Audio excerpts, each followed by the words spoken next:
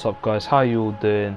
And today we are going to be talking about whether Valtteri Bottas will ever challenge for a championship at Mercedes. Now we start with his 2017 season when he first joined with the Silver Arrows. It was a really strong season and really showed that he was not the number 2. He was up there with Lewis Hamilton, maybe not up there to win the title in his first season, but definitely that he would challenge for one in the future. You know, he got pole position, his first pole at Bahrain. Sadly couldn't win the race, but then did come to the next race in Russia and did win the race, and had strong finishes from Monaco and then back in his winning ways at Austria, and then it was a strong end to the season, winning as well in Abu Dhabi. So a decent first season, and I don't think he was the number 2, and at this time I don't think anyone would have thought he would he wouldn't have challenged for the title in the future. And there is 2017 stats right there. You can pause and have a look at them if you want, but we're going to go straight into the 2018 season that he had with Mercedes. I have to say, this is a very poor season from Bottas. I was disappointed to see what was going on this season. Personally, I was excited to see what he could have done this season. I was very excited to see whether he could have transferred his success in 2017 into 2018 and maybe even challenged for the title, because after his experience and building the relationship with the team, I thought he'd really settled in towards the end of 2017, and that 2018 would be the year Valtteri Bottas challenges for a Formula 1 World Championship. But I was wrong. I don't know, I can't really gather what the problem was in 2018. I can't think of why he had such a poor season, especially from the start. You know, he crashed the car in qualifying in Australia, and from there on it was just the start of a really bad season, and I just can't figure out why. I mean, the only person that knows why is Valtteri Bottas, but this season he really did outline himself to be number 2 to Hamilton more than ever in his career with Mercedes. I think 2018 was the low point of his 2018 campaign, and you know, you think of the Bottas before his emergence with Mercedes. He drove for Williams. You know, everyone was like, oh, it's this, you know, young prospect that is going on to, you know, have something special in the future.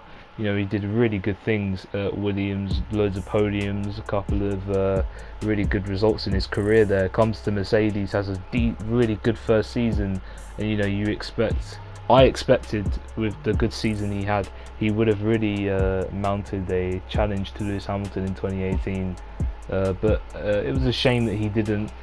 You know, he only he qualified on pole twice through that year, but no wins, nothing to celebrate too much. But I do have to say, he did end up giving Mercedes the constructors that year, the constructors championship, and you know, it takes 2 men to do that. So the fact that Mercedes managed to get the constructors championship shows that Bottas is still a strong driver and is capable of doing good things with them. You know, I don't think there has been many teams in Formula 1 where the constructors has been won pretty much being carried by one driver. You need 2 to win that trophy. You need both cars scoring points heavily throughout that season to even think about the constructors. And you know, they did it in 2018. He might not have had a good season, but they did win that trophy, and it's not like Bottas didn't get any silverware. He got loads of podiums. You know, everyone called him the wingman that season, but he did help Mercedes get the constructors, and he didn't have the worst season of any drivers ever had. But there, his 2018 stats, you can pause the video to look at them, but I'm going to get straight into 2019. Now this is the most recent season. This was last year,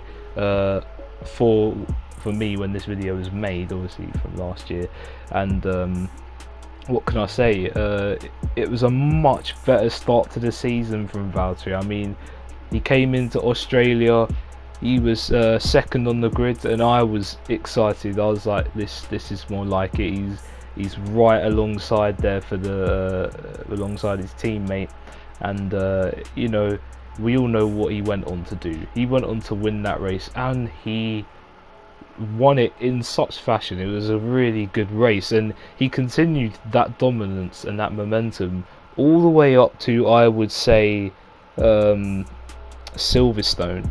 He carried that momentum all the way up, scoring I don't think he scored outside the top 6 in all the way up to Silverstone. So really strong campaign for him. And then obviously the win in Baku as well, and Melbourne. So a really strong season for him, but then it just sort of dropped off at the second part of the season, and it was a shame to see that. But it was, I think that was his strongest season, 2019. He did show that spark that he had from 2017, that he's still got it in him, and I hope he will be able to challenge for a title, but I just don't think so whilst Lewis is there. But anyway, I hope you guys do enjoy this video. There is stats from 2019. You can pause the video to look at them, but I hope you guys will follow me on Instagram. It would be a massive, I'll be happy with that. And you follow me on Twitter as well, that would be good as well. And I'll see you guys in the next video.